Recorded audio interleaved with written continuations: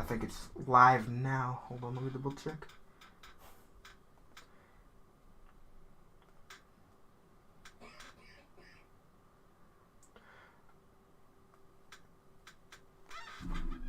There we go. Hello, hello, hello. Alright, hello everyone. So you guys can watch this replay or whatever it is, but we are doing a little Cobra Kai discussion. I'm hoping the audio is good. If it isn't, please correct me in the comment section. But yeah, I am live with Omn1 Media, the second fastest uploader alive. But yeah, this is a little Cobra Kai discussion I thought we would do. And he's doing one tomorrow, so make sure you guys have it all set. Make sure that the live chat is all. Hoping it sent out notifications, because recently it hasn't been doing that due to the uploading being insane. Once you upload a certain amount, it just goes nuts.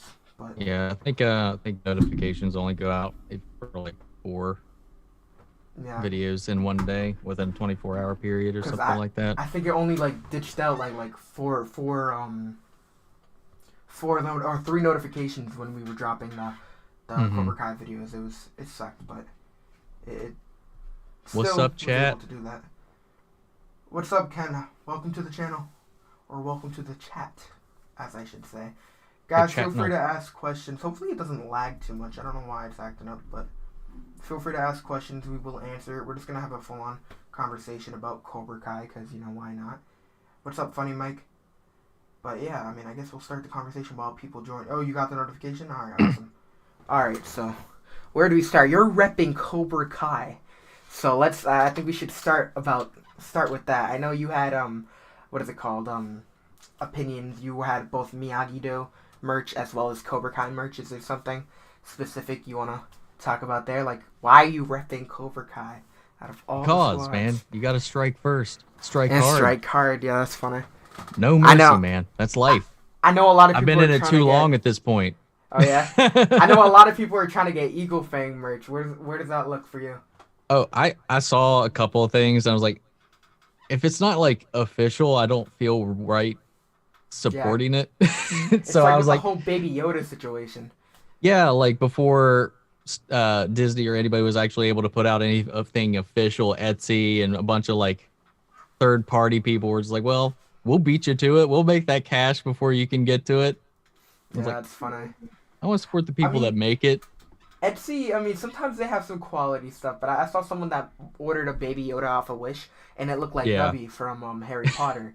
Like, it looked terrible, and I'm like, oh my god, like, that's not. Did it have a knife in its back? I know. Oh, that's terrible. That is awful. Oh man, are we allowed to laugh at that? I think there's been enough time. There's been enough time, yeah. There's been enough time. It's okay. It's been what, almost 10 years, I think, since Deathly Hallows Part 2, Christ. Right? That's insane. Almost. I know, yes. What's up, Keyshawn? Ken, you said I'm happy Hawk and Dimitri are friends again. What's your take on that, the whole redemption arc? That was, honestly, I enjoyed it. I wish it lasted. I mean, I'm a little nervous with Hawk specifically, because a lot of people are throwing theories my way. Is he a spy? I don't want to reach that far yet, but okay. I mean, I'm thinking. Somebody threw that out there, too, and for a minute, I was like, okay, oh my, how dare you, for one, like, throw suspicion my way when I thought this was a genuine redemption for a second. And then you see this doubt in my head. But then you think back, like even throughout season 2, there were little glimmers of it, especially back to the house party where they're all hanging out and drinking just before Dimitri does his whole, I'm going to take the mic and call you a bedwetter in front of everybody. They had like a moment where Hawk faded away and Eli came out for a little bit. I know. Came out to play. That. They were talking about Dr. Who at one point. Yeah. They were into it. When he was talking about the showrunner leaving. Got me, man. And then like they were seeding it throughout this. And I think what started to really flip the switch in his head was when he made the realization that the entire reason that he joined Cobra Kai was so that he wasn't getting bullied because of Kyler's friends and all of them and everything that they were doing. And then when there was still like a little bit of a conflict, but he still thought he was on the right track, that maybe it was kind of like this, not to pull it into this, but this Kylo Ren kind of thing was like, oh, nope, the light's coming up. Let's get that back down. Yeah. Do you feel as though they rushed it or no? Not really. I think it was there the entire time. Because we saw a glimpse of it almost every time he had an interaction. But it really didn't, I think, flip in his head when the line that came back in his head from Kreese was like, the enemy of my enemy is my friend. And then he thinks back to the dojo where Kyler, his bully, the whole reason he joined Cobra Kai to begin with, is now Cobra Kai. And now the entire reason that he went down this path is now part of his own team. He has now become Kyler. And I think that's why he sees that, because everything clicks back into him. You see him shaking, doubting the entire time. The more I think of that makes sense. I mean, like, this dude started he's hanging out with the people the reason he joined Cobra Kai is because of these terrible humans, you know, like Kyler and... Yeah, I think if none of the people he joined with got kicked out and Kyler not come in, he would still be with Kreese. But he's seen that transition, that maybe it's not the thing I thought it was, and I'm not the thing I thought I was becoming. I don't know. That's how I read it. Yeah, I mean, I see what you mean there. I mean, I do like how they did handle it. I was happy. I know they were. I was a little. What's the word? I mean, it changing so fast. At first, it was a little crazy because I mean, he broke Dimitri's arm, and like you would think that it would, you know, take time for that whole process to, you know, switch. I guess I don't even know if that makes sense, but it was just the way. But right after he broke his arm, you see, he looks down and he's like, "Should I have done that?" Yeah. Because there's like remorse, and then everybody around him is not feeling that. Tori is 100% committed to the cause at this point. She worries me. I mean, I in this season, and I mean, I really am scared of Kreese taking the role model figure in any child's life.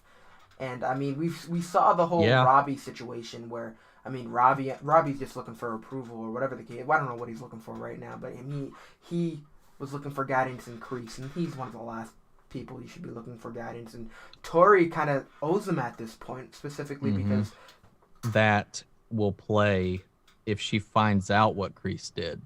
Yeah. I wonder if she'll feel weak for that, or if there's something going on, or if maybe part of her knows that he had a hand in it.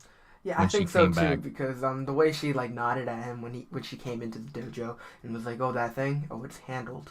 And I feel like she knows that she doesn't have the power to do that. Like she wasn't gonna physically harm the dude because he was threatening to get the probation officer involved and all that. So she knows that she wasn't so involved with that. But I guess I see that. Someone said Sam LaRusso is the definitive cause of almost every conflict throughout 3 seasons of Cobra Kai. How do you feel about Sam LaRusso? I think she is a teenager. Yeah. Shit happens. I don't think she's necessarily doing anything terribly wrong. They're kids. Hormones are all over the place, and that's why it plays perfectly into this karate soap opera environment that they're building with this. Sure, there's some like convenience or whatever, but I don't necessarily blame her either. Though what she, kissing Miguel at the party, she was drunk off her ass. There's never an excuse for it, but I think people were a little. But Tori, man, she's crazy. I don't care if she kissed her boyfriend. She went straight to murder, and that's She went to the. Oh my god, I didn't like. I remember watching that. She goes to the announcement, crazy eyes. Like, I mean, I was scared for Sam, but that whole moment where we got Robbie and Miguel running in the hallway, full on sprinting towards the location that they were at. I always thought that scene was straight up badass, and I was looking forward to seeing what they were going to do. We have somebody who's saying that they think Robbie and Tori is definitely going to happen. Obviously, I saw that a while ago. I mean, that kind of looked like it was going to happen ever since they had that moment at the police station or whatever it was. Yeah. I mean, they got something. I'm hoping that it doesn't go that way, but I have a feeling it's just gonna end up clicking. I feel like, given both of their current situations right now, that would just be another toxic relationship that they might have. Yeah. Because neither of them have their own lives together, and though they're on the same team now, the world is against both of them. That's not a healthy way to start a relationship with each other when you both have those kinds of problems. And if they did, they would just become this toxic power couple from hell. That's exactly what I was saying. I'm like, Tori got to work on herself before she tries to bring anybody else involved. Because, I mean, she scares me. And another thing that I ended up making a video about it, Sean from the prison. He is a character, you know, the one that was kicking Robbie's ass at first. May join Cobra Kai, which I'm a little nervous to see how that's going to happen.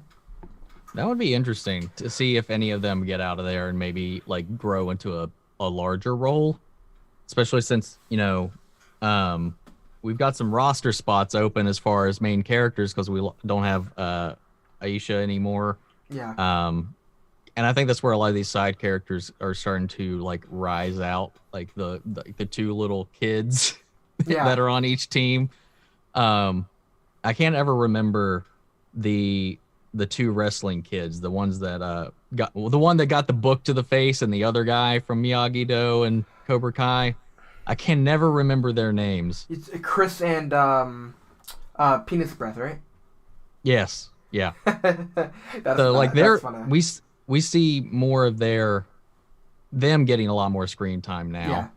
So I don't know. Bringing them in too, it might get a little overinflated if you think about it. But I don't know. They're setting up this relationship between Robbie and that crew, and I'm wondering if maybe when they come out, that'll kind of play into anything or not. Well, yeah, that's something to be interesting. It's something that's uploaded separately. So that's, I guess, the good side of this. But somebody said, do I think Hawk will get Moon back? Magellan, Sam, Dimitri, and Yaz. Hawk and Moon? Okay, that gave me a headache trying to read that. What do you think about the whole Hawk and Moon situation? Do you think because Hawk is kind of being a little nicer? I mean, I'm excited to see him in a Miyagi-Do gi. That's going to be fun. Well, we don't know what gis they're going to be repping here. We don't know if they're going to have a whole new name for it. They need to continue the whole Miyagi legacy. Like, that's just out of respect. I'm hoping that continues. Yeah, a lot of people think it might be in there. Miyagi-Kai. I heard people say that. I don't know. I've heard that. Yeah, or Miyagi Eagle. I've heard. Yeah, Miyagi Fang's one I've heard. Yeah. My joke answer has been up to this point Miyagi Fang. What'd you say? Miyagi Fang. Oh, that's funny.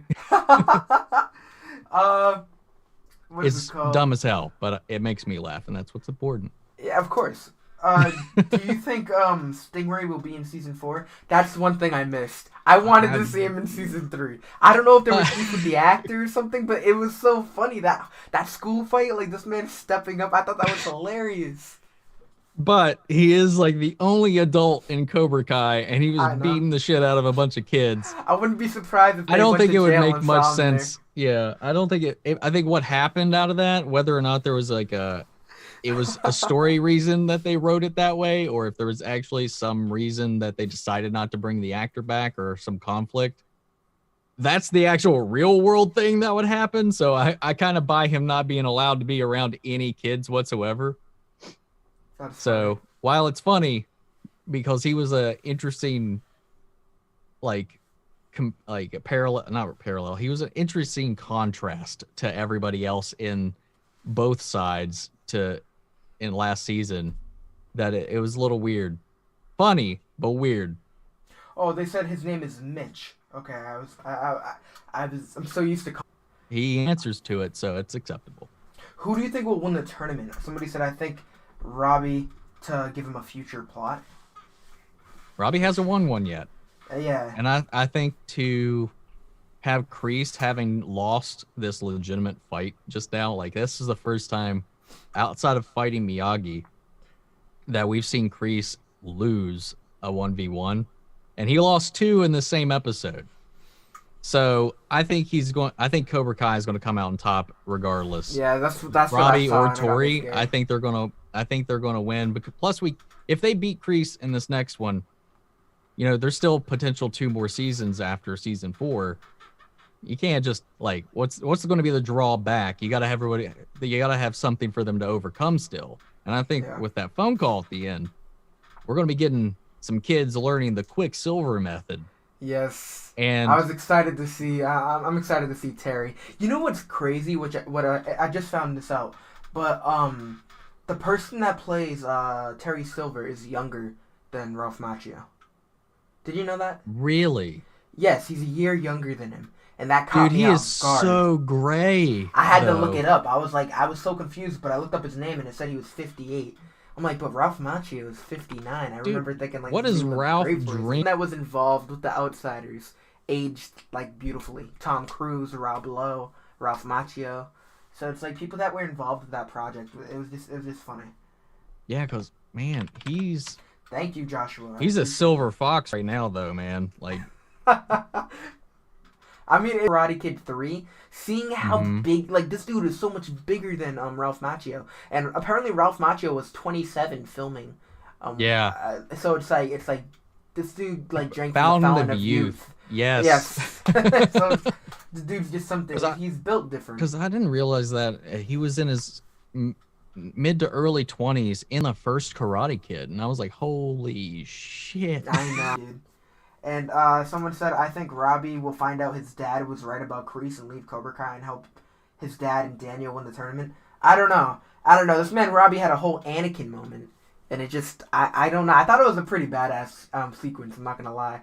I love the way Johnny handled it, though. That plays is called Duel of the Snakes. Are you serious? Instead of Duel of the Fates, it is Duel of the Snakes. Like, so when I heard it, the first thing I thought of, I'm like, this is... I think I said it in my reaction, too. I'm like, this is, like, pure Star Wars right here. Yeah. This theme, like, this is intentional, and I don't care if it's not, but it is. Because I bought the soundtrack over the weekend so far, and I was just like, went through all the track listings. I was like, no way. When it came up to that one. Because that was what I thought too. I was like, this is especially like the way it cues into like that kind of like sorrowful music when Johnny's just on the defensive because he doesn't want to strike back against Robbie. And I just felt like in my mind, I saw lava exploding in the background as that was happening. Yeah. And I was like, you were my brother, Anakin. Yo, quick change of subject. But how you feeling about Kenobi? I am excited. To say man. Like I am so ready for that. The most minimal emotion that I have is excitement, so it can only go up from there. Yeah. Especially bringing Hayden in because he. Oh my god. He needs a redemption just as an actor for everything that's happened. I know they were blaming him like the script, but I mean I thought the acting was pretty fire. I mean it's Hayden Christensen. I mean he's always gonna have a place in my heart no matter how crappy people are going to call it. But I mean, I still enjoyed it, and I can't wait to see what he's going to do with the whole Kenobi thing. Sadly, it's only, I believe, 6 episodes, but I'm still here for it. I'm still looking forward to it. How do you feel about Robbie's fall this season? I mean, I thought it was just me, but then I was made clear that it wasn't. I was not a fan of his character, the way he handled things. I don't know. I kind of wish they took an approach to it where they show... I mean, obviously, they show that he's a trouble kid. And they show that he has to like do certain things, but I want to see more of his past because I wanna feel for him. I wanna feel for. I don't know if you've ever watched All American, but I like the way they handle things in that show because like the main character, he kind of acts like Robbie in my opinion. But the thing is, it shows his struggles. It shows why he's that way. It shows that his dad wasn't. It shows like how his dad not being in the picture affected him. It shows like his mom having to do all the work. And it showed little things. So, like, him acting that way or acting tough, even though he's only a teenager, it made sense to me because we actually seen, like, some of his struggle. But with Robbie, I feel like I just want to see more of it so I can feel for him and understand why he's this way. Yeah, I feel that way about both him and Tori. Because Robbie, like, we saw him struggling in season 1, and then we see him, like, come up through that and then into season 2, and, like I get that, while I sympathize with everything that's happened to him, I just feel like he should know better, given the current situation he's in, the police are after him, and all that he should at least still understand that Daniel is looking out for him after everything, even though he came back and he's still sticking his neck out for him. Like, he seems like at this point, he's got blinders up to everybody around him, and he just can't see the truth. What was the alternative? Not listening to Daniel, staying on the run, not actually being able to live a life, and having a friend. And he doesn't see that, and it's like maybe Daniel, could have sat down and explained, let's do this before calling the cops because he did call them beforehand. But I mean, he knows Robbie too well. He knows Robbie would have thought that he was right, and that because Robbie doesn't want to listen to anybody, and that's the thing. He wants to think that he's right in every situation. Like, what pissed me off so much is, bro, you do realize you crippled a kid. Like, you broke his back. You kicked him off. Like you broke him, dude, and you almost killed him.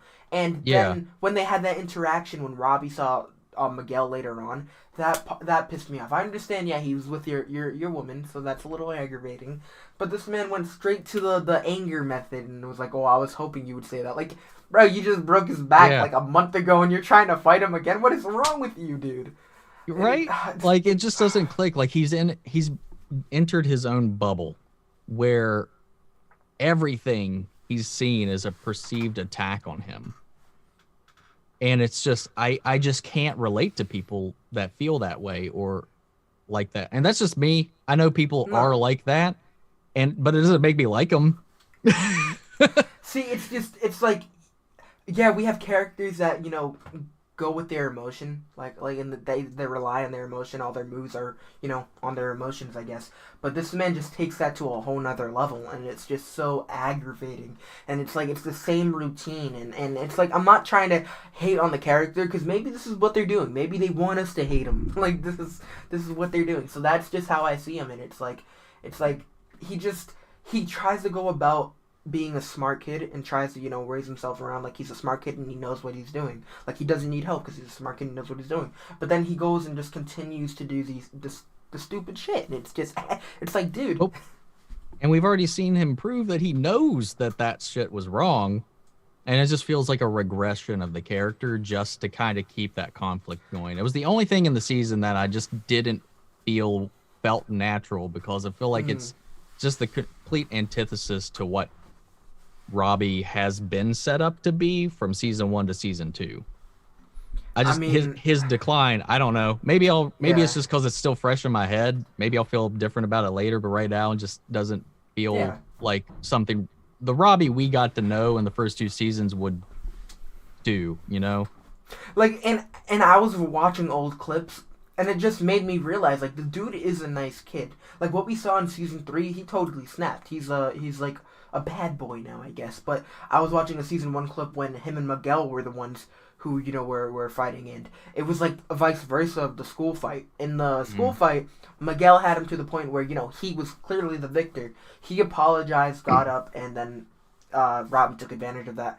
With this, Miguel ended up, like after Robbie took him down, Miguel was getting up, and Robbie pulled out his hand to, help him up, and Robbie, and Miguel straight up, pushed him away, or whatever the case was, but showed that he, I don't need your help, like you're an enemy, so it was kind of the same thing, but, on just 2 different occasions, and I was just excited to see, the resemblance, I guess, but, I'm just hoping this dude's not completely lost, because, him being Johnny's kid, it makes me want him to be, somewhat good. But back to what you were saying about Tori, I get what you mean. I want to see more clips.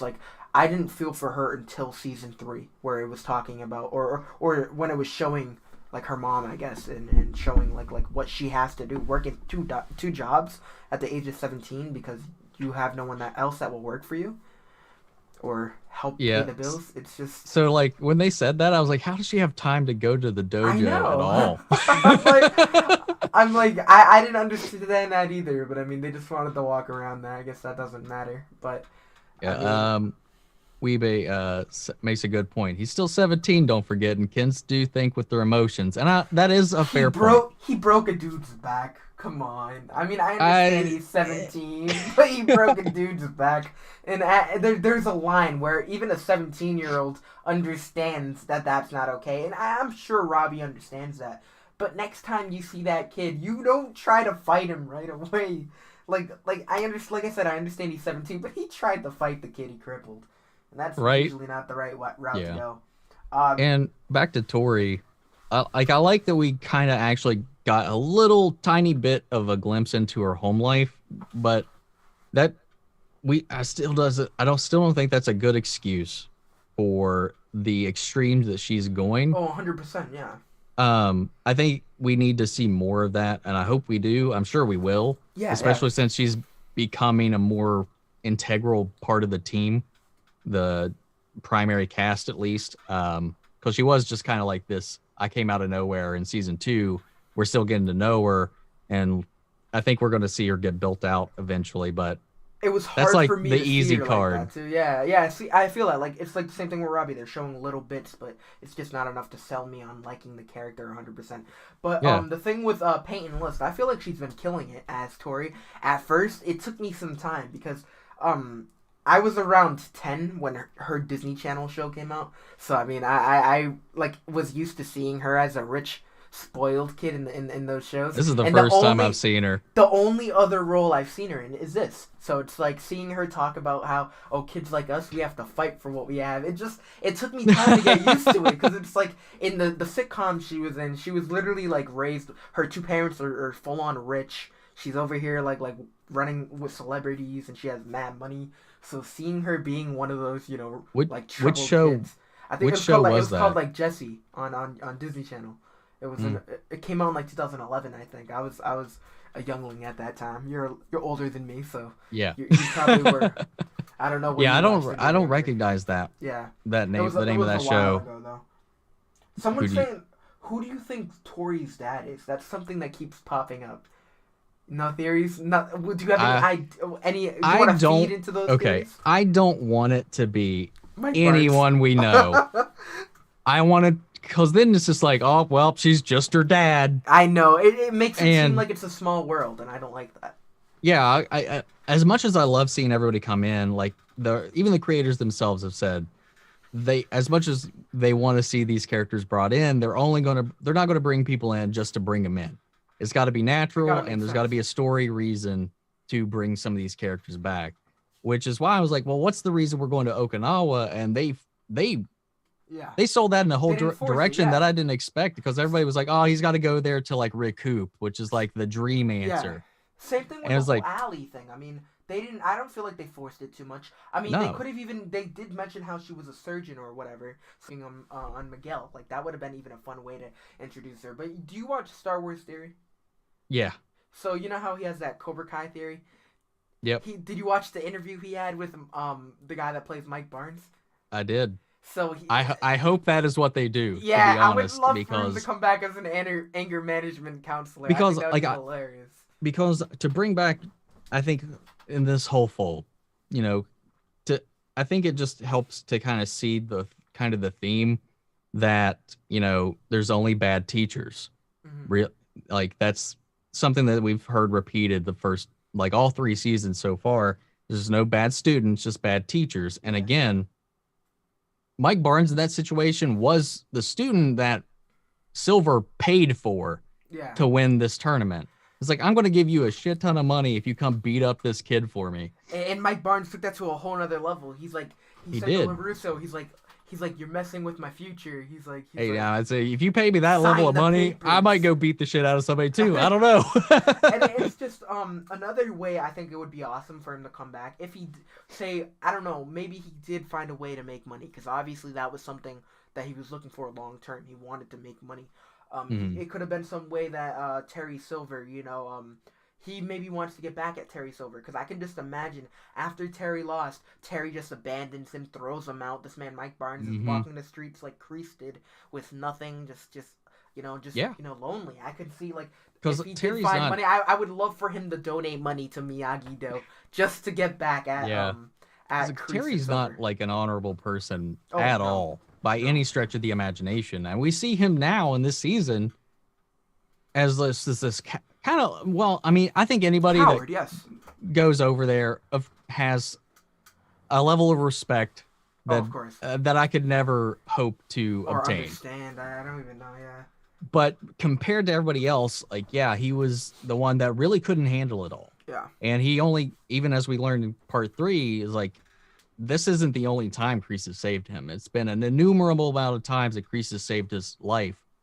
And maybe that level of weakness is why he develops this tactic, the Quicksilver method, which is just, let's play this as dirty as possible to get me the win, and that's all I care about. And because sometimes that's what the little guy's got to do. If you don't have the strength, you got to take every end you can to get out of some situations. And I personally believe like this man might be a little more nuts than Kreese, but the dangerous thing about him is he has the resources.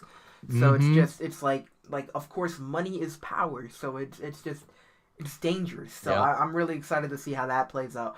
But I mean, one thing I do want to say. Is it just me, or you know how when they showed the flashbacks, they showed the man with a ponytail? Did you think that was Terry Silver, or dude, I think that was 100% intentional. 100% fell for that. Like, I know that was a bait and switch. Like at first, I was like, I see what you're doing here. He's only credited as Soldier Number 2. Like when you go into anything, he doesn't even have a name. Who's Silver? He's just the ponytail guy. Okay. So like he'll show up in the subtitles as Soldier Number 2, or Ponytail, and the other guy pops up as Silver though. And he shows up. Well, he shows up as he's credited as Twig, except for the one moment in episode 6 when the captain says "Quiet, Silver," or whatever, "Shut up, Silver," whatever he says. Okay. And honestly, the first time I watched it, I didn't even notice that's what he said because I didn't watch it with subtitles. I thought he said "Shut up, sissy." No, see, when I first watched it, that's funny. when I watched it, and that's totally something that he would say too. So I don't blame you for catching that. So I didn't think anything of it. I had to rewind it because I watched it, and in my reaction, I think I call it out too because in my reaction, I hear him say that. But I was like, no, I gotta double check. So I had to click the rewind button because he called him Silver, I think, right after Soldier Number 3 got killed. So it was just like, it was funny that it was like, oh my god, this has to be him.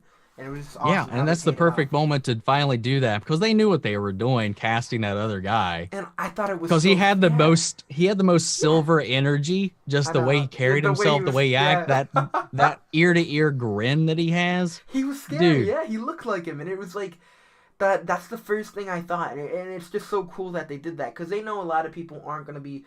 There's a lot of Cobra Kai fans out there that aren't diehard, or like straight up Karate Kid fans, so they aren't going to watch the movies a bunch of times, or they're not even going to connect the resemblance that Terry Silver is at. So, I mean, them going that deep to cast somebody that looks exactly like him, I thought that was brilliant, and I was just so happy. I was like, oh my god, that's amazing. That was a power play right there. And then just the final time we get the flashback when it's like, and then we get the Terry Silver lines, anytime, anywhere, whatever you need, I got you. Yes. And then we get the phone call, man. It's just, and he's like you said. I think he's honestly scarier than Kreese. While Kreese has his rules. He still has. While he is no mercy, strike first, strike hard, all of that, everything that is Cobra Kai. He is still sane. Yes, in a way. Terry. And Terry has all of that money. And is just batshit a lunatic. Yeah, and like Kreese targets people like it's personal. Terry just targets these people for fun. Like this man Terry was going after Daniel and Miyagi just for Kreese. Oh, you need somebody to help you out. Oh, I got you. Oh, it's these two people. I don't know them, but I'm fine. Almost killing them a couple times just for the thrill. But and Kreese he's psychological. Does it for a reason. Yes, he's nuts. Because because his strategy at getting revenge on Miyagi was not to target Miyagi. He was like, the perfect way to attack this person that wronged Kreese is to attack that person's student. Now they have Robbie, Johnny's son, and Daniel's student. His first student since Sam. Yeah. And what way, and Robbie or Tori will be the ones that win. I think it's because with what Silver failed to do to Daniel, which was convert him into taking his techniques, his strategy, the way of Cobra Kai, and just transforming Miyagi's peaceful student into this murder machine, I think he's going to succeed.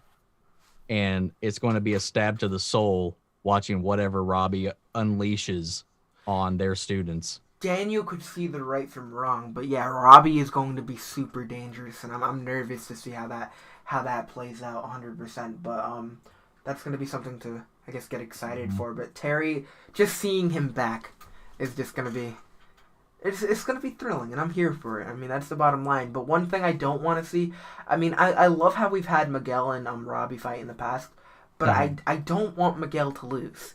I mean, I don't want Robbie to feel like he got the upper hand on him again. I mean, if they do go, do you think they'd match him up in the Valley? I don't know. I feel like they're gonna save that for a bigger moment. I feel like that would be the matchup we would make if we were making the brackets, like as fans. But I don't know if that would push the story forward at all, especially since Robbie just basically almost killed Miguel to just also do that same thing again. Yeah. Unless it just raises they're willing to raise the stakes beyond that, and all right, we'll just take Miguel out of the picture. I was like, oh my God, no, I don't know. I just don't know if that would be the matchup. What if he had to fight Sam? Oh, you think they would have the matchup with like opposite sex? Maybe. That'd be I mean, in a tournament, they definitely will. Yeah. Yeah, they'll do that. Like at a tournament, that's how that will go. They don't care about that. There's not like segregations. So I don't know though. Breaking down Miguel again. Yeah. And just having a rinse and repeat of that conflict. One thing that I think would be crazy is of course Tori made it clear to Hawk, where she was like, oh, you like watch your back, like straight up watch your back. And this season was the darkest, in my opinion, of the three. I mean, they had some moments where it was pretty insane.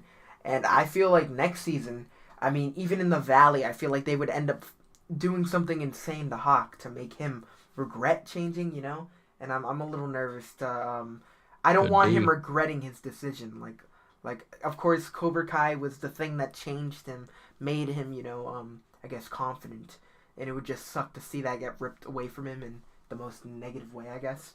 It'd just be awful. But yeah, I'm hoping to see how that plays out.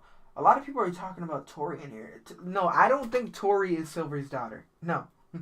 I don't think that's... At least I hope not. I had somebody in my comments say, like, what if her mom, because they made a point not to show her, what if she's Julie Pierce? That's what people were... Yeah, I heard people come up with that too, because, I mean, of course, the next Karate Kid... I haven't seen that movie in so long. I need to rewatch that. I just watched it, like, not too long ago, and I'm like... I mean, they're from Boston. She's from Boston. So, like, for one, it's like, you need a reason to have her move to L.A. See, I didn't even remember that. It's been so long since I've seen it. Like, I ended up looking at the poster for it. I didn't even realize Hilary Swanks was the main character. Like, it's been that long. Yeah, I didn't realize that at all either. And that Michael Ironside is the villain. Yeah, see, it's been so... I was honestly thinking of rewatching it, and then I saw that Rotten Tomatoes gave it a 7. I was like, the last score that I saw was Elektra that has a 7 on Rotten Tomatoes. I'm like, it can't be that bad, right? So yeah, no, I mean, it's not. Honestly, let's be honest. Karate Kid 1 is the only really masterpiece movie. From there, 2 is like 2 and 3 have their moments, but like you really have, they're all very much so detached from reality compared to the first one in their own kind of way. The reason why I think I was enjoying them more was because these movies I watched when I was younger, so you feel different when you're watching them. Oh, definitely. But it's like when you watch them now, like I still ended up burning through it because I loved, you know, the nostalgia from it all. But it was just there was moments where I found myself just, you know, confused and like what, like why is there such a pause here? Like what's up with the dialogue? But I mean, I don't know. Someone said. Nah, yeah, I mean... People okay. I know this isn't real, but I mean, a lot of people are having, like, the whole Jaden Smith coming in, Yeah, I've seen that a couple of times. I mean, like... Somebody came up with, like, a theory, it was a joke, but it was, they're like, oh yeah, Kreese actually called Mr. Han. Mr. Han's gonna come, and, like, you know, Jackie Chan, so people are trying to, like, find a way to really connect that, and I'm like, dude, just, come on. No, that's never... I mean, you never know. But these guys, like, as far as the creators go, they consider what is canon anything that Miyagi showed up in. So, as far as we know, that the Kung Fu Kid, as I will never call it the Karate Kid. The Kung Fu Kid? Yeah, because it's in China, so it's not karate.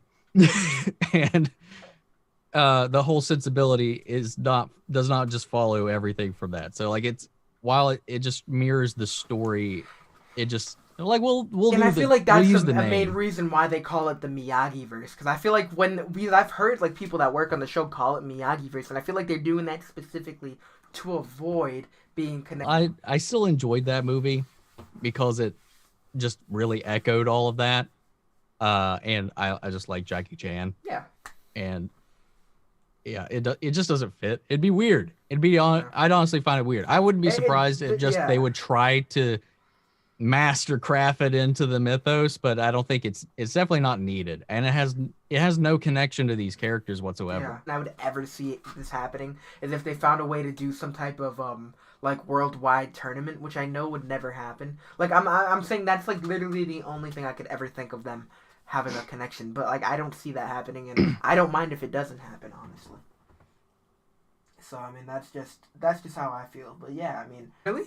Yeah, it's the only one on Netflix right now is the next Karate Kid. And honestly, I think that's like for Daniel understanding of Miyagi, because she got a different experience with Miyagi than he did. Because even in that movie, Miyagi's like, I've never taught a girl before. Like he's tried to treat her like he always treated Daniel, and it doesn't really work. And plus she's got prior training because her father was in the military with Miyagi, and she studied karate with her father. Yo, it's been so long since I've seen it. I'm trying to remember. I'm like, wow. I just watched it like a few weeks ago. So like she comes in with prior experience. Okay. And then you have this father-daughter relationship, mentor-daughter, whatever you want to call it, with Miyagi and her. So there's a whole different way he tries to teach her. And I think like one thing that the show's been really doing is like, you know, filling in the missing pieces of what Daniel had not yet learned from Miyagi, like what he had to get from Chosen. From Chosen, yeah. Because he was the only other surviving practitioner of Miyagi-Do. Oh my god, that episode was just handled beautifully. Like, I mean, oh my god, just so seeing him again. Good. He had the same exact laugh. I mean, everything. It was just so cool to see him. Random, since we talked about Peyton List on Disney, Johnny Tsunami. Yeah, see, on Disney Channel. I don't even the name. Have you seen the Mortal Kombat movie? No, like I have the live action one. Nah, I heard it was trash. That's the only good video game movie ever made. I'll call you out on it. I'll call everybody out on it. No, I know. When I think of older video game movies or whatever, I know, or just movies based off of anime or anything, I know I'm thinking of Dragon Ball Evolution. I think that was what it was called. Funny thing, I know you got Disney Plus. You watch The Mandalorian. It's on there. Give it a watch. It's fun. I like it. I think it holds up still. It's still cheesy. What era of Disney did you grow up with? 90s? Yeah, like early 90s or late 90s? Early. Yeah. See, I grew up with early 2000s. So I'm like... Dad. And 2, Shao Kahn is the reckless, life-loving surfer bum grandfather. Funny. So it's a fun watch, especially if you have any connection to either of that. I know they're making a new Mortal Kombat movie that's coming out this year, I'm pretty sure. So supposedly. Yeah, I mean they announced it on HBO Max already. It was one of the movies that popped up in the trailer. We'll see how that. Yeah, it is. But now you got all those lawsuits against Warner Brothers about, hey, you didn't tell us about this plan, and we paid for these movies. Yeah, they didn't like that. No, that's the only one that they don't have a release date for yet. But yeah, it's still listed for this year. The cast is freaking amazing for it. Yeah. Most of them are martial artists, and it's going to be dope. Okay, guys, for you guys being in here, do not forget that Omni will be going live on his channel tomorrow. Hopefully this does not lag out while I'm saying this. But do not forget that it will be in 8 o'clock? Yeah. You want to do the announcing? You want to let them know where to go? Well, I will be doing my own talk on Cobra Kai Season 3, where we think it's going to go from there tomorrow on my channel at 8 p.m. Eastern Standard Time. His link is in my description, so do not forget that. But I just wanted to make sure we got that out of the way, and we can go back to the discussion, because I wanted to make sure I did do that for people that are here. since we have a lot of couples, some teams, if you will, that people like to take sides on. Mm-hmm. Are you team Allie? Or are you team Carmen? I mean, it's been so long since we've seen Allie, and I don't expect Elizabeth Shue to stick around. I like Carmen. I do. I'm nervous to see how Miguel will react to Johnny being involved. Like, I don't want it to be... They can go so many ways. I hope they don't go the obvious route. I really wish they would be simple as to just push it under the rug and be like, wow, I'm happy for you two. I really don't want it to be one of those situations where it's like, is that the reason why you were training me to get close to my mom? Like, I hate those situations, and I'm really hoping that doesn't end up happening. I'm agreeing with the chat right now. Carmen. Yes. The whole thing is about Johnny being trapped in the past, whether it be from the kick from Daniel or the loss of Allie. He's just been trapped in and Allie finally gave him that closure, yeah. And I was like, they were hinting so hard that she, bitch. They even had that moment where they were so close to kissing, so I was a little nervous. Yeah, I was like, Johnny, damn it. Right in the beginning of the episode, I saw. Yeah, right in the beginning of the episode, it's like you want stability, like you want to be like a normal adult. You want to actually feel as though you're doing something right. And going back to the person that basically, I mean, I don't want to. I'm not like obviously it's not all her fault, but I mean, he sees things as being all LaRusso's fault. Like the way he is, where he's at, he sees it as all coming from the loss from Daniel, and that all started with Allie. So it's like. Going back to that, you don't want to go back to bad habits, I guess. I don't know how else to say it, but Carmen, I feel like it's the best way to go right now. Yeah, I like I just like that she served the purpose that I wanted her to be there for, to give Johnny closure so that, like she said, go find his future. And that could be Carmen. It might not. The relationship with Miguel, him being his sensei on top of all that, might not work, but it's still something to make him go out and try and break away from these bad habits and this memory he's been clinging to for 35, 7, whatever years. 34, I think. 34 years? Since season 1. So about 36, I think I would say. It's like, while the people that grew up with it would be like, sure, let's try this. I mean, like, but it's not the smart thing to do. No, not at all. I mean, picking himself off the ground from let's start off with that transition. That transition was beautiful from the first season, where it shows Daniel do the crane kick, shows Johnny on the mat, and then shows the beer right next. Like that was awesome. And they're not shy when it comes to beautiful transitions. Like when Kreese was cutting off the landlord's finger, and then it switches to a hot dog. That was hilarious. There's so many of those this season. It was just so good. They're so well edited. It's just amazing. Shoot. I wanted to go back to something. Oh, so I remember what it was. So how were you feeling in episode 4 with the relationship and the chemistry going on there between Kumiko and Daniel? Oh my god. Because I was like, were you like, Daniel, are you about to like... I know. I didn't want that to happen. Because Daniel was supposed to be like one of the most responsible people out here. So I wasn't trying to I wasn't like, oh man, like take it easy, because I wanted to trust him. I trust him. I mean, I'm pretty sure it was just like the whole Miyagi and oh my god, what's her name? Yukie? Yeah, Yukie, where Miyagi thought she was married to Sato after all this time, and it turned out she didn't take another man. Honestly, beautiful finding that out. So I thought it was a free agent. I loved how she brought that up. That was so funny. But one of my favorite things about editing was being able to throw some of these older clips in here. Like they did that with Allie, when Allie was like, I hope you didn't tell Mr. Miyagi that I was the reason your car got broken down. And that's exactly what happened.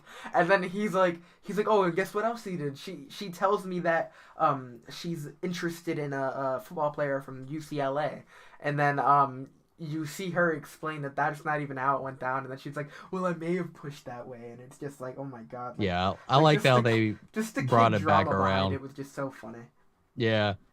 And honestly, Kumiko and Daniel had more chemistry in this scene. The actress, she pulls it off perfectly, like the accent and Yeah. everything.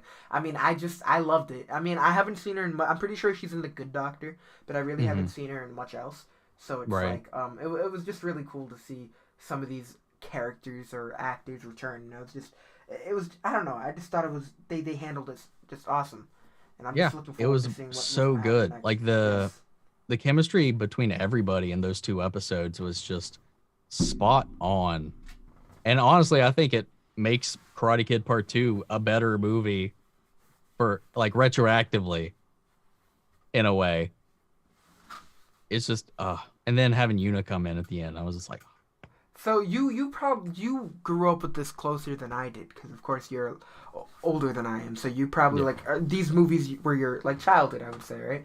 So I would say the first movie was, because you didn't know the other I ones didn't existed? realize there was a Part 2 and a Part 3 for honestly until Cobra Kai came out. Oh, really?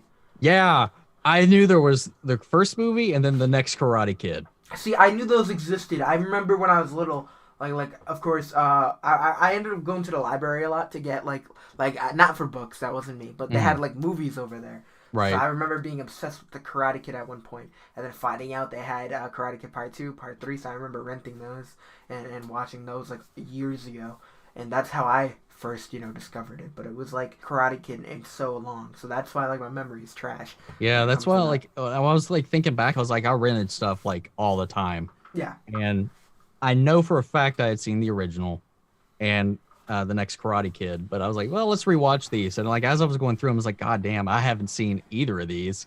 All of my memories are from the first one and the next Karate Kid. I was like, because I always remembered the monks and stuff.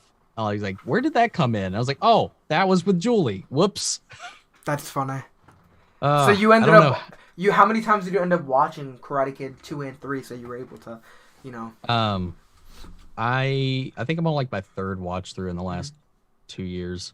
Yeah, because I know like that's the one thing I need, like when it comes to reacting, I don't like being left in the dark when I'm not sure about sometimes I don't catch every reference, and sometimes I beat myself up for that. So I love to know like what every little detail, even if they have a prequel that's absolutely trash, I'll end up watching it just so I know like that I'm caught up and know every reference, because I want to be able to enjoy it to the fullest. That's what I try to do. And I didn't realize until watching this behind the scenes thing that there was a Karate Kid cartoon.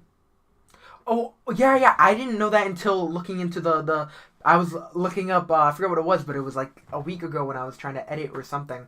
I ended up looking up Kreese, or one of the characters, and it ended up saying, oh, he portrayed this in the cartoon. I was like, what?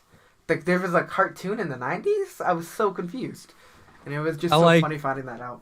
Stephen Puente's comment, can we agree the real victim of No Mercy has been Johnny's TV each season? Oh my god, yes. Dude, I mean, I was all here for it with the whole Carmen situation, but I mean, just seeing the TV break after it was fixed not too long beforehand, it was just hard. It was just like, dude, that TV probably cost like a good $500, $400, and it's a big TV too. And I mean, just throwing money away like that. I mean, that it's just hard to watch. And this man, the funny thing is he was a TV repairman. He would install the TVs. That was his job before he opened the dojo. So it's like the whole Carmen thing. They didn't bump into the TV. They bumped into the wall. So that just shows how crappy of a job he is, or he does. It was just funny. Yeah. Oh, but when that happened, I was like, oh, get it. I was like, fuck that TV. You, but come on. It's like the whole Dimitri scene when he had that moment with Yasmin. I just wanted to give him a high five through the screen, because this man has never had a moment like that at all. And Yasmin's that's another thing. Herself a little bit. Yeah, I was like, well, yeah, she had a reality check. Yeah. That and that gave her a sense of the feeling what she had been doing to every other person, even though she still came back and still had a little bit of room to grow. I like that whole transition, and Dimitri really honestly was just completely coming out of his shell this season, and especially all building up to it's a Christmas episode. I don't care. We're not going to have this diehard discussion. It is. They played Christmas music. The title card is in red and green. It's a Christmas episode, and he calls up. Is like, "Yo, pussies!" I was like, Dimitri was standing up for himself, man. Yeah, I And like he was that. like, finally, there was some actual growth. Because honestly, I was getting pretty frustrated with how incapable he was in the first 2 seasons. I was like, come on, man, you got to get there eventually. And he's finally there. And I'm like, loving it. Someone was asking you if you could react to Karate Kid 1 rehearsals on John's YouTube channel. Whatever that is. I don't know. Comment me a link and I will see what you're referring to. And, John's YouTube channel. Yeah, I wasn't sure. I thought maybe you would get what he was referring to. Someone said, am I the only one who wants Yasmin and Moon to join Miyagi-Do? No. I know you want more girls fighting, but yeah, we've already made it clear that Moon is all about peace. Like, she is a hippie. This is not not up for discussion. I would not. I don't want them to just find a way to throw her into Miyagi-Do. I mean, I don't know. Someone said, remember when Dimitri said snitches get immunity? Oh yeah, that was funny. When he was, I forget what it was. He was having that conversation with Dimitri, was it? He's like, yeah, snitches get stitches. He's like, no, snitches get immunity. I thought that was really funny. I mean, he's not wrong. I mean, and protective custody in some situations. Imagine Miguel, Hawk, Robbie and Tori on the same team. I don't see that happening. Robbie and Tori, I don't. But that would be a powerhouse team. Robbie is too proud to try to even patch things up with Miguel, and that's one thing that is bothering me a little bit, because this man couldn't even like be sympathetic towards Miguel when everything went down. It was just.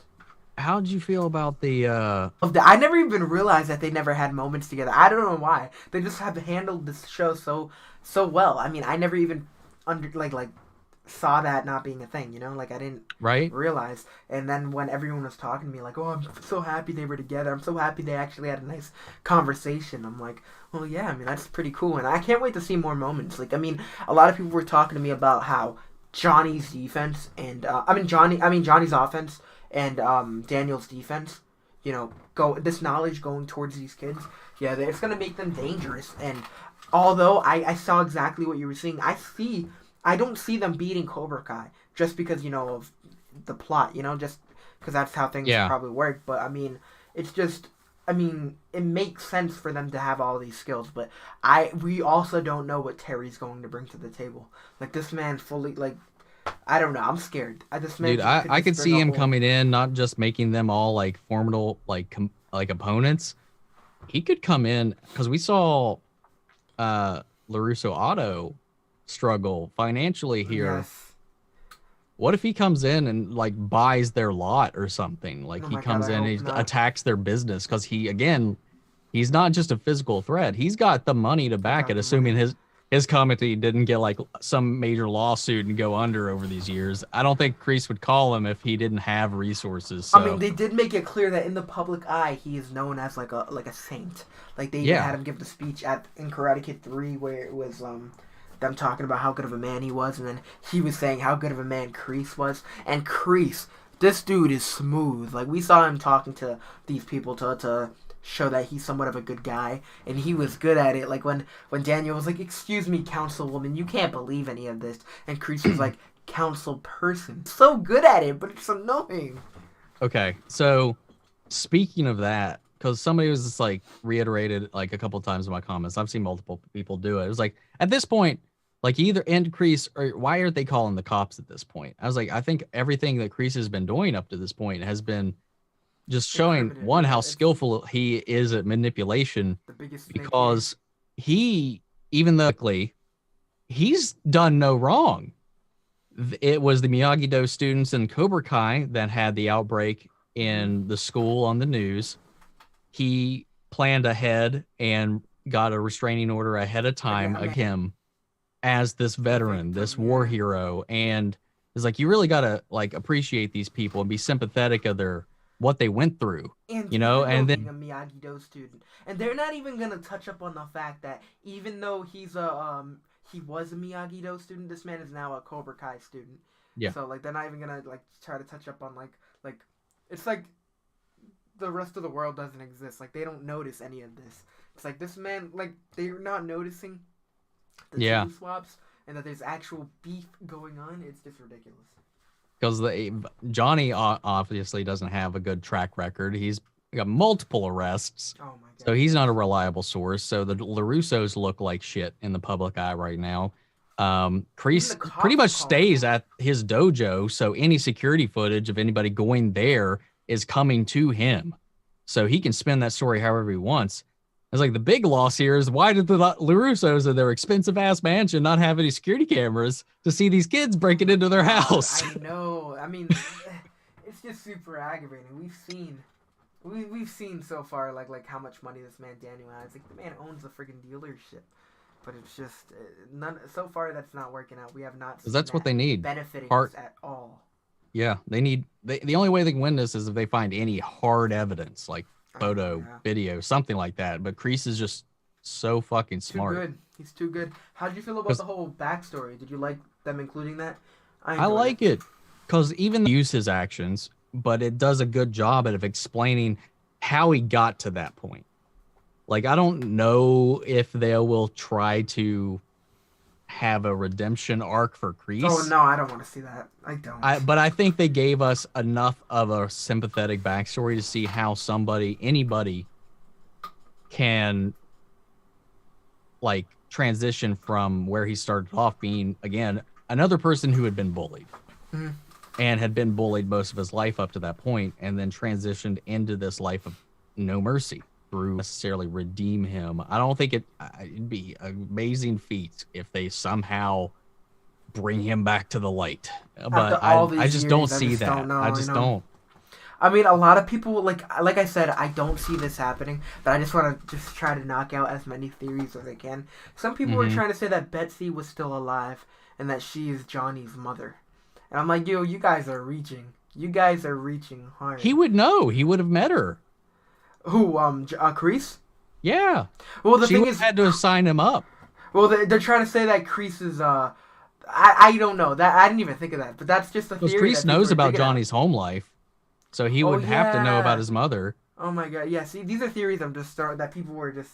Yeah, I was like, so people totally like that. There's like little things here. I think some people are like, oh, that'd be so cool. Stepdad sometimes that he has that terrible human being stepfather. I always forget that he was in the picture and that I always forget. Yeah, I liked how they roped him back in, and still made him a piece of shit though. He's a terrible person, but I do like his character a little bit. What was the I was thinking, just to humor the whole what if Kreese could be redeemed thing, because we were talking about it earlier. Silver is like Kreese, but if Kreese was not restrained and just unstable, what if now he calls in Terry again? I don't know how they would do it. They would have to like really spin this story hard to like bring Kreese into some semblance of the light. Somehow takes this to some whole other level that is even beyond Kreese. Maybe he's like, oh, maybe that's the wake-up call that he needs. I would love to see that, because it's like Daniel seems to be the only person that's ever actually done real damage to this man, to Terry. So Terry taking it on a personal level would just be, he's like, oh, he's like, oh yeah, whatever you need, brother, I'm here for you. But when it's something that affects him as bad as he was in Karate Kid 3, like, I mean, now that he has personal beef with the person he's going after, it's gonna be something to watch. That's the only spin that I could think they could do, aside, like, to even like take that path, is to somehow link it into this theme of mentors and students, because other than Johnny, Kreese, his only other student that we know of, at least by name, aside from the core crew from the old Karate Kid, is Silver. It was just a thought. I don't think they'll do it. It's like, that's the only way I think they could even attempt to spin that, is if Terry, because Terry being Terry, might just take this to some apocalyptic level. I mean, he deals in nuclear waste. He could like just... Oh yeah, I don't want him to be redeemed, honestly. I just don't want that happening. I mean, I would love for it to be like a last moment thing. Yeah. Where it's like they finally find a way to incriminate Kreese, so he goes down doing one thing that's, somewhat, I guess, heroic in a way, but I just don't want him being able to walk away free after all the crap he's done. I don't want him to be like, oh, you know what, I helped you guys. See you guys later. I'm going to go, go to my vacation. Someone was like, what if the Kreese's girlfriend never died? I was like, honestly, I believe the guy because his reasoning is sound, because it was either she killed herself, she died, or she left him. And there's no reason for him and that sergeant to have that conversation in front of, like, they weren't having it in front of anybody. It was just them two having the conversation. So him reading the letter, like, we need him focused. We need him believing honestly, something. When I first saw her, I thought the letter was like saying, "Oh yeah, like she broke up with him or something." That was my first thought. I didn't. Yeah, think I thought it was the extreme level. Yeah, I thought it was gonna be like a Dear John letter, and then like she left him or found somebody else or something. But then him saying, "Oh yeah, she wrapped her car around the tree." I'm like, "Oh my god." Like, dude, this is crazy. Like, oh my god. Because honestly, anything he tells him in that moment that may have came from that letter, in that moment, there's no reason to hide it at that point. And, like, anything would shake him. Like, if he said, like, if he had told him, if maybe the letter was like, oh, she's pregnant, I was like, even that would telling him that would make him more of a fighter. Yeah, I definitely, I was about to say, like, that wouldn't be something I think the sergeant would say, because that's literally giving him something to fight for, where the sergeant was like, oh, I have something to fight for, you don't. And then John was like, yes, I do. He's like, because if they're going into this dangerous-ass mission, telling him, like, he's got a kid on the way, that would motivate him to do this right, to do this clear. That would make him fight. The whole conversation when they were coming out of the cage, to the whole Cobra pit, which I thought was really cool. What did you think was in the pit? My first thought was it was going to be like bamboo sticks sticking out of the That was my first thought, too, because that's huge in that period, in that region at that time. That's what made those things famous. So I thought that was going to be... Yeah, I definitely thought it was going to be Punji Pit. And I was like, because one, I don't know what's scarier, like dying and being like impaled to death or being eaten by snakes. But I did like how that paved the way for the origin story of Cobra Kai. That was pretty... What's up? We missed a lot of comments. I didn't read a lot. Someone said, not gonna lie, I said to myself in season 1, if Daniel didn't win that tournament, that I was gonna stop watching. And you love that he won. I don't think Daniel won the tournament, though, in season 1. Okay, I'm not sure what that means, but yeah, I mean, I guess that's pretty much it. Someone said, oh, I don't know why, but I laughed when that kid was thrown through the window. I think they're talking about Bert. I didn't even know he had a name until I was looking at everyone commenting about it, and then realizing that this dude's been getting his ass kicked ever since season. I don't remember any of their names because they, up until this season, they really were just passing characters. Yeah. Someone's saying, do I think... No, like me and him were saying before, I don't think that they're going to connect any of these older characters to any of these students. I don't see they were trying to force for that. Miguel, because that's the thing that people have been saying for a long time, even before Tori came up. Who's Miguel's dad? It's like but he's a bad person. Yeah, it's like... So whoever his father was would need to have a reason to be in Ecuador, if not part of the whatever. Because she's all we know about him is that he was a bad man. Yeah. And I mean, that's a little too far south for anything to be cartel related. So I don't know what it would be, and I don't know exactly why it would necessarily be Silver or Barnes. And I love how they done this, though. Like, every friggin' person in this show has one parent. I mean, except for Robbie, I feel, and Sam. But Sam. Like Tori, yeah, I mean, Sam has Daniel and Amanda, and of course Robbie has Johnny and his mother. I forgot her name. But it's like, even Dimitri, I don't think we've even seen his parents. I mean, Tori, we've only seen, I think... We've only seen her. Well, no, her mom is around. Yeah. And I don't know. I mean, there's just several things that they could do, and I just don't think, like you said, I don't want them to kind of shut the world, make it smaller. I need them to kind of have reasons for everything. And so far, they've had reasons, and I like how it's worked. You know, like because this isn't a force. We don't need bloodlines. That's like a lot of people were not so happy with the way things were in The Mandalorian, because like I guess some people felt like the whole Bo-Katan and Ahsoka thing was forced. I mean, I was happy to get these characters in live action, so I did not care. But it was while I understand that, there were no other people in the galaxy that would have the answers he needed.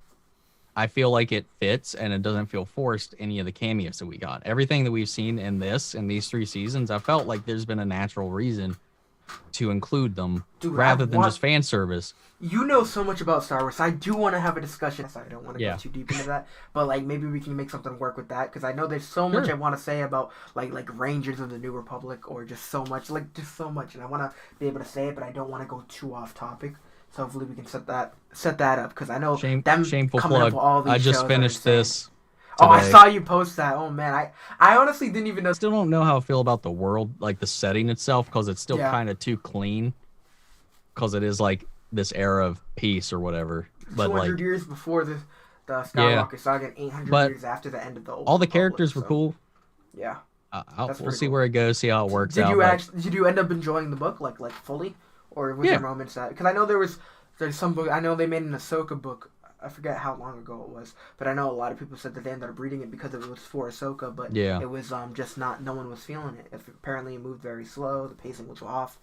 And I don't know. I haven't read it yet though. Yeah. See, I have. That's the same thing with me. I have so many of these books just sitting over there. I mean, I got Infernal Squad. I think I have the Infernal Squad. I believe, which I forget what it was called. What is it? I know the Ahsoka one is just called Ahsoka, but one of the books I have. Is, I think it's called like the Infernal Squad. I think it is. It's supposed to be based about like the Battle of Jakku and all that stuff. I forget what it was. But I have a whole bunch of things that I need to start reading. I'm just so slow over there.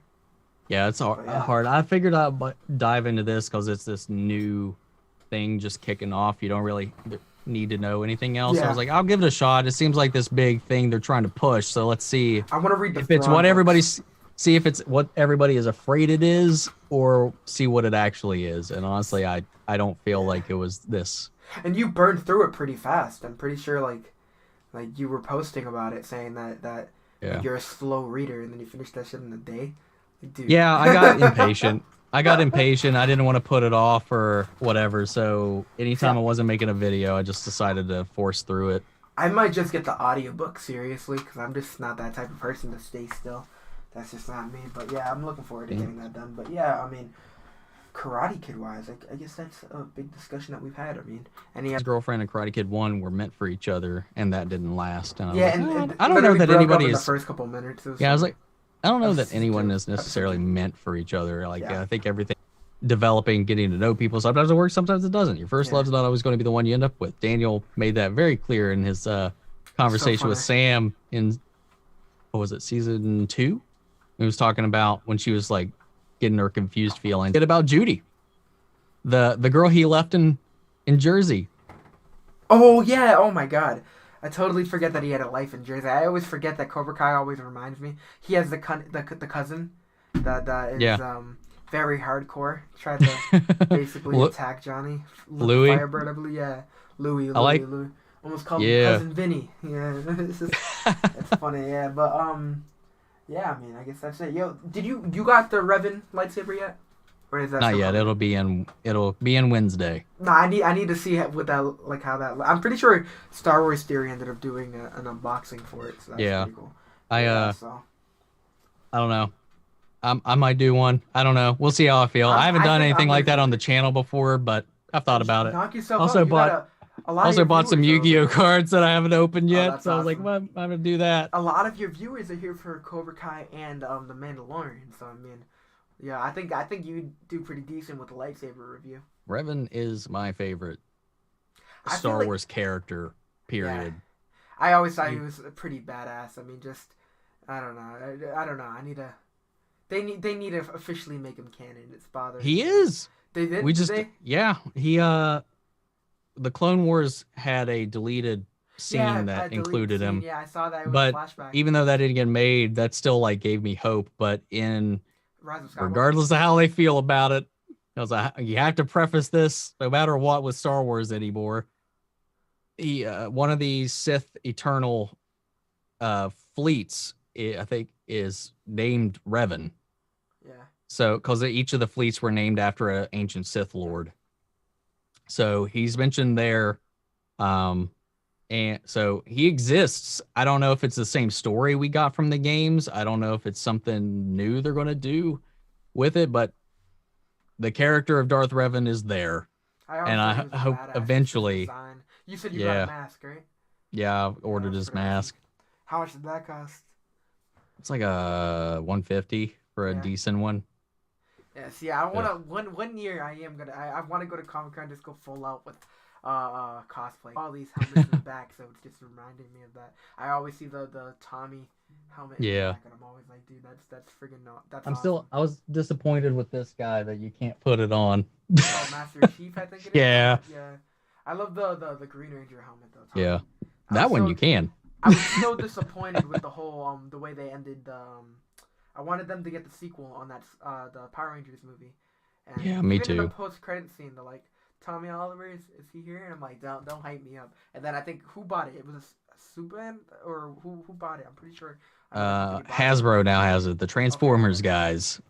So, Paramount and Transformers over at Hasbro have it now. And I know they're working on a movie. I mean, COVID probably slowed it down. But it's going to be another reboot. Yeah. But they are trying to tie all the shows into whatever the new stuff is, making a separate show for adults who grew up with the original stuff. I hope so. I want a hardcore version. Like, honestly, I enjoyed the first Ninja Turtle movie because they tried to do a little more hardcore style of it, and I did like what they did. The second one I wasn't as big of a fan of, but like even with Power Rangers, I did like how they did it a little more I guess more adult-like in a way, but that's always something I enjoyed. I feel like it's cool to do that. I mean, get the new fans excited about it being a little hardcore, and get the definitely people that grew up with it being able to enjoy it in the same way they did when they were younger. But you know, we're grown now, so we want to see more action. Like Cobra Kai.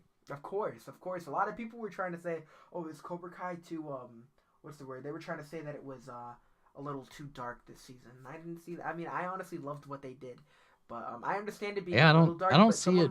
Screen Rant ended up having a whole thing trying to say, "Oh, did they go too far this season?" And I'm like, bro, like if you don't want your kids watching it, it's I don't know.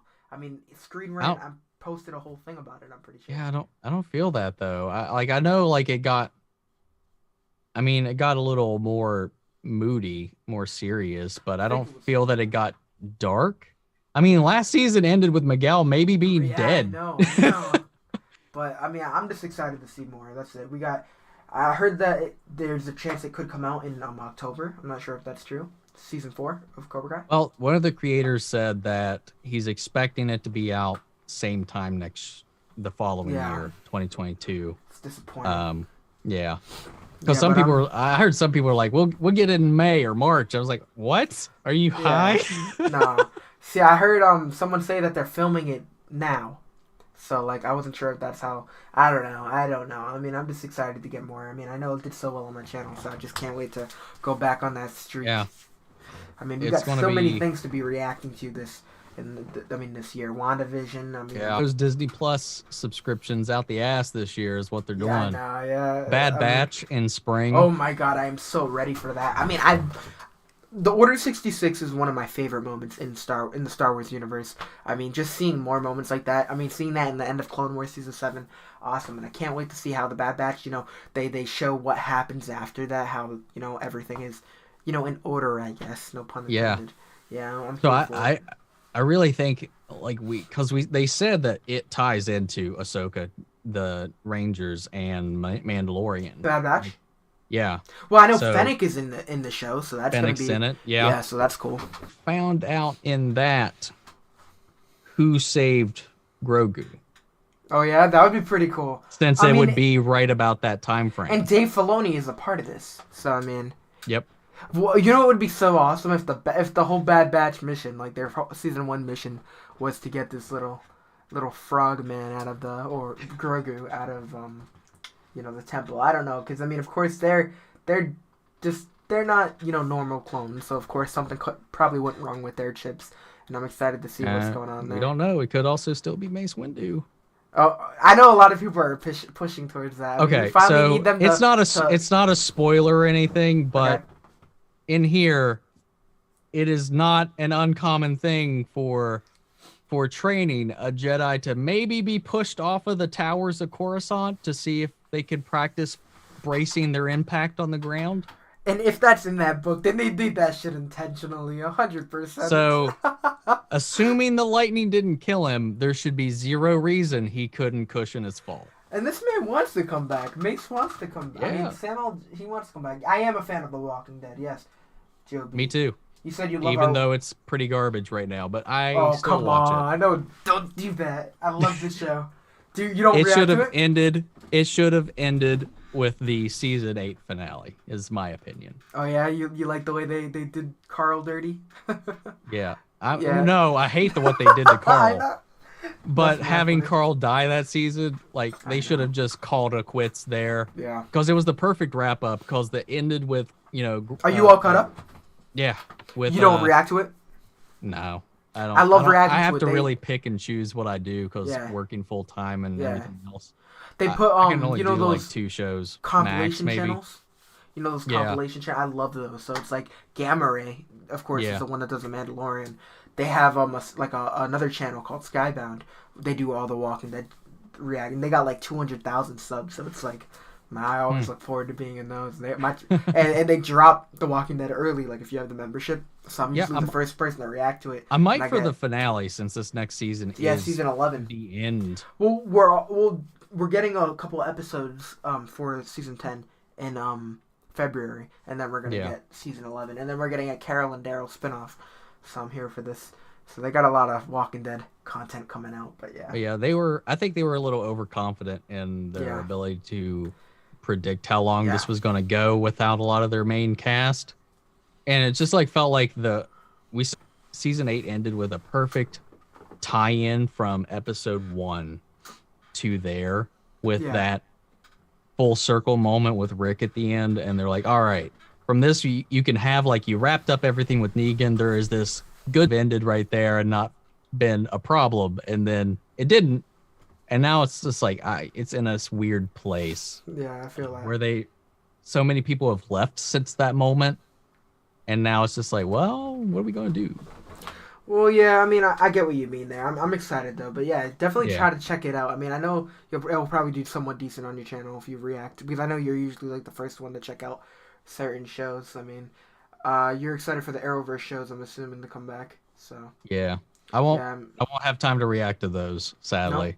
No, it's just too much. I'll do what I might do what I did before and do just because I was just reacting to the Flash. Do you have a Patreon? And doing a episode recap. Do you have a of Patreon? Each one. I have a page. I have it deactivated. I don't have anything on it. I mean, I was about to say, like, if you start like getting to the point where you can get a decent amount of money from Patreon, I mean, I know you were talking about getting an editor, but that would be pretty awesome for you. Because I know, like, I mean, I'd be happy just with an editor because then I could just watch whatever or have them do all the legwork while I go to actually work. That's my goal down the road. But I mean, right now I have all the time to just edit because I'm not in school right now due to, we're having vacation right now. So it's like I don't have college right now, so I'm all set.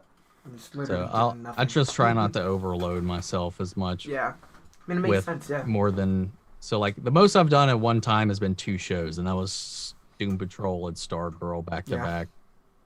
See, I'm a freak with it. Like I when those shows come back, I'm ridiculous. Like I literally there was a time where I had 4 shows in one night, and it was insane. It was like I had Snowpiercer, Batwoman, Rick and Morty, and Supergirl, all in one night, and I'd stay up until like the morning just editing, and I just went on a straight up rampage with that. Somebody says, since this is a Cobra Kai stream, sorry about that. Who do you think Tori's mother is? Hopefully nobody. Yes, hopefully she's whoever her mom is. I don't want them to shrink the universe more than I don't want them to pull a Ray. Like she was fine being a nobody. Don't make her a legacy or make her important. Joby, you should guys put a video together on editing to show what we go through to put up a video. It's like, sure, if you want like a 4-hour video. All right, so it looks like things are dying down a little bit. Let's chat. Yeah. So I mean, that's fine. I mean, I would love to do this again, of course. Sure. I mean, we can talk about that right after, but we are gonna just end the stream. You said you guys should do a video on editing, what you guys go through to put a video on YouTube. Well, I mean, I've thought about it. I know editing because when I'm editing, I just like to get the video done. But yeah. Same. But yeah, I guess we're gonna end the stream. I mean, remember, don't forget tomorrow, on Omni's channel. The link is in the description. Please go check it out. He will be talking about, and he has some great discussions. So go check that out. And, yeah, I'll be doing my best to focus on the chat. Of course, yeah. Because I've got some talking points of some things I wanted to cover, most of which we talked about here, but yeah, I mean, you're gonna have a good audience over there. I'm gonna stop by and say hello in the chat. Make sure I do that. Appreciate That'd it. be fun. Make sure you guys go stop by and subscribe if you have not. And I guess that's it. I mean,